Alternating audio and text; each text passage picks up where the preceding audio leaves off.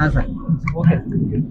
February 2026ರಂದು Babaleshwar police ಠಾಣಾ ವ್ಯಾಪ್ತಿಯಲ್ಲಿ ನಂದಿ ಸಹಕಾರಿ ಶುಗರ್ ಫ್ಯಾಕ್ಟರಿ ವ್ಯವಸ್ಥಾಪಕರು ಒಂದು ಕಂಪ್ಲೇಂಟ್ ಅನ್ನು ಕೊಟ್ಟಿರ್ತಾರೆ.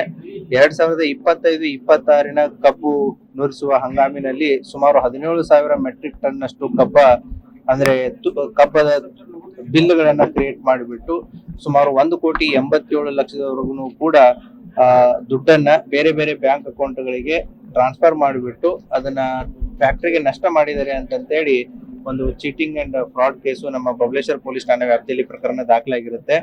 ಪ್ರಕರಣ ಪತ್ತೆಗೋಸ್ಕರ ನಮ್ಮ ಸಿಪಿಐ ರಮೇಶ್ ಅವಜಿ ಮತ್ತೆ PSI ಬಸನಗೌಡ ಅವರ ನೇತೃತ್ವದಲ್ಲಿ ಒಂದು ತನಿಖಾ ತಂಡವನ್ನ ರಚನೆ ಮಾಡಿರುತ್ತೆ.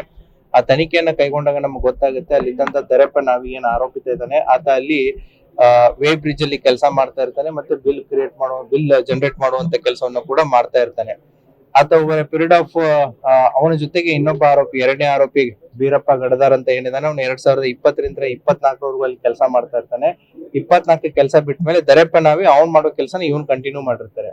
ಇವ್ರಿಬ್ರು ಏನು ಅಂತಂತಂದ್ರೆ ಈ ಚಿಟ್ ಆಪರೇಟರ್ ಅಂತ ಇರ್ತಾರೆ, ಫೀಲ್ಡ್ ಆಫೀಸರ್ಸ್. ಸೊ ಅವರು ಫೀಲ್ಡ್ ಅಲ್ಲಿ ಹೋಗ್ಬಿಟ್ಟು ಜನರಲಿ ಆಪ್ ಮುಖಾಂತರ ಎಷ್ಟು ಕಬ್ಬನ್ನ ಬೆಳೆದಿದ್ದಾರೆ, ಎಲ್ಲಿ ಬರೆದಿದ್ದಾರೆ, GPS ಲೊಕೇಶನ್ಸ್ ಮುಖಾಂತರ ಒಂದು ಕೋಡ್ ಅನ್ನ ಜನರೇಟ್ ಮಾಡ್ತಾರೆ. ಆ ಅಂದಾಜಿನ ಮೇಲೆ ಶುಗರ್ ಫ್ಯಾಕ್ಟ್ರಿ ಗೊತ್ತಾಗುತ್ತೆ ಯಾವ ರೈತ ಕಬ್ಬು ಬೆಳೆದಿದ್ದಾರೆ, ಆ ಬೆಳೆದಂತ ಕಬ್ಬು ನಮ್ ಫ್ಯಾಕ್ಟ್ರಿ ಬರುತ್ತೆ ಇಲ್ಲ ಅನ್ನೋದು ಅವ್ರಿಗೆ ಒಂದು ಐಡಿಯಾ ಇರುತ್ತೆ. ಆ ಕೋಡ್ ಅನ್ನ ಅಲ್ಲಿ ಬಂದು ಅವ್ರು ತೋರಿಸಿದ್ರೆ ಮೊದಲೇ ಆಲ್ರೆಡಿ ನಮ್ಮ ಶುಗರ್ ಫ್ಯಾಕ್ಟ್ರಿ ಅಂತಾನೆ ಇದು ಎಲ್ಲ ರೀತಿಯಾದಂತಹ ಒಂದು ವ್ಯವಸ್ಥೆಯನ್ನ ಹೊಂದಿದೆ ಅಂತ ಹೇಳಿ ಅಲ್ಲಿ ಕಬ್ಬು ಬಂದಿದ್ದನ್ನ ಎಕ್ಸೆಪ್ಟ್ ಮಾಡ್ಕೊಳ್ಳೋದಾಗಿರ್ಬೋದು, ಅದನ್ನ ನುರಿಸೋದಾಗಿರ್ಬೋದು, ಈ ಕೆಲಸ ಕಾರ್ಯ ನಡೀತಾ ಇರುತ್ತೆ. ಫೀಲ್ಡ್ ಅಲ್ಲಿ ಕೆಲಸ ಮಾಡೋರು ಮತ್ತೆ ಈ ಬಿಲ್ ಆಪರೇಟರ್ ಮತ್ತೆ ವೇ ಬ್ರಿಡ್ಜ್ ಅಲ್ಲಿ ಇದ್ದವರು ಸೇರ್ಬಿಟ್ಟು ಸುಮಾರು over A period of 2020 to 26 ಅಲ್ಲಿ ಈಗ ನಾವು ಪ್ರಕರಣದಲ್ಲಿರುವಂತಹ 8 ಪ್ರಮುಖ ಆರೋಪಿಗಳು ಏನಿದ್ದಾರೆ ಅವರು ಕೊಟ್ಟಿರುವಂತಹ ಸುಮಾರು 93 ಜನರ ಹೆಸರಲ್ಲಿ ಅಕೌಂಟ್ಗಳಿಗೆ ಸುಮಾರು 34,000ಕ್ಕಿಂತಲೂ ಹೆಚ್ಚು ಮೆಟ್ರಿಕ್ ಟನ್ ಕಬ್ಬು ಬೆಳೆದೇ ಇಲ್ಲ ಫ್ಯಾಕ್ಟರಿಗೆ ಬಂದಿದೆ ಅಂತ ಹೇಳಿ ಸುಮಾರು 12,34,00,000 ವರ್ತ್ ದುಡ್ಡನ್ನ ಈ 93 ಅಕೌಂಟ್ಗಳಿಗೆ ಸುಮಾರು 6 ವರ್ಷಗಳ ಕಾಲಾವಧಿಯಲ್ಲಿ ಟ್ರಾನ್ಸ್ಫರ್ ಮಾಡಿಬಿಟ್ಟು ಫ್ಯಾಕ್ಟರಿಗೆ ಲಾಸ್ ಮಾಡಿರ್ತಾರೆ.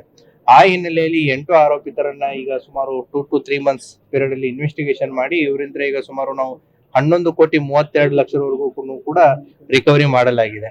ಇನ್ನೂ ಕೂಡ ಪ್ರಕರಣದಲ್ಲಿ 1 ಕೋಟಿಗಿಂತಲೂ ಹೆಚ್ಚು ದುಡ್ಡು ರಿಕವರಿ ಆಗೋದಿದೆ ಮತ್ತೆ ಇದರಲ್ಲಿ ಇನ್ನೂ ಕೂಡ ತನಿಖೆ ಮುಂದುವರೆದಿದೆ.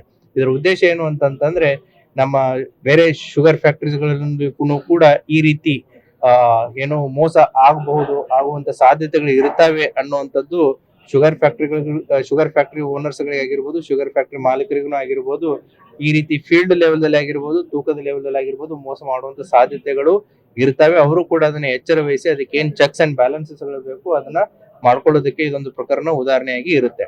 ಈ ಪ್ರಕರಣದಲ್ಲಿರೋ ಆರೋಪಿತರು ಕೆಲವೊಂದಿಷ್ಟು ಜನ ಆರೋಪಿತರು, ಒಟ್ಟು 6 ಜನ ಆರೋಪಿತರು ರಾಯಬಾಗ್ ತಾಲೂಕಿನವರಾಗಿದ್ದು ಅದರಲ್ಲಿನೂ ಕೂಡ ಕೆಲವೊಂದಿಷ್ಟು ಜನದ ಮೇಲೆ ಈ ರೀತಿಯಾದಂತಹ ಅಪವಾದಗಳಿದ್ದು ಅವರ ಮೇಲೆ ಹಾರೋಗೇರಿ, ಕಾಗವಾಡು ಮತ್ತೆ ಜಮಖಂಡಿ ಅಲ್ಲಿನೂ ಕೂಡ ಪ್ರಕರಣಗಳು ದಾಖಲಾಗಿದ್ದು ಕಂಡು ಬಂದಿದೆ. 93 ಜನ ಅಂದ್ರೆ ಇವ್ರೇನ್ 8 ಜನ ಇದ್ದಾರೆ, 8 ಜನದ ತೆಳಗಡೆ ಕೆಲವೊಂದು ಜನ 26 ಜನದ ಹೆಸರುಗಳನ್ನ ಕೊಟ್ಟು ಅವರ ಕಬ್ಬು ಬೆಳೆಗಾರರು ಅಂತೇಳಿ ಅವ್ರ ಹೆಸರಲ್ಲಿ ಕೋಡ್ ಆಗಿರ್ಬೋದು, ಅಕೌಂಟ್ ಆಗಿರ್ಬೋದು ಎಲ್ಲವನ್ನ ಕ್ರಿಯೇಟ್ ಮಾಡಿಬಿಟ್ಟು ಅವ್ರ ಹೆಸರಲ್ಲಿ ಫೇಕ್ ಬಿಲ್ಗಳನ್ನ ಕಬ್ಬು ಬೆಳೆದೇನೆ ಇಲ್ಲ ಕಬ್ಬು ಬಂದಿದೆ ಅಂತೇಳಿ ಫೇಕ್ ಬಿಲ್ಗಳನ್ನ ಜನರೇಟ್ ಮಾಡಿ ಅವ್ರ ಅಕೌಂಟ್ಗಳಿಗೆ ದುಡ್ಡನ್ನ ಟ್ರಾನ್ಸ್ಫರ್ ಮಾಡಿರ್ತಾರೆ. ಸರ್, 5 ವರ್ಷದ ಅವಧಿಯಲ್ಲಿ ಅವ್ರೇನು ಅಮೌಂಟ್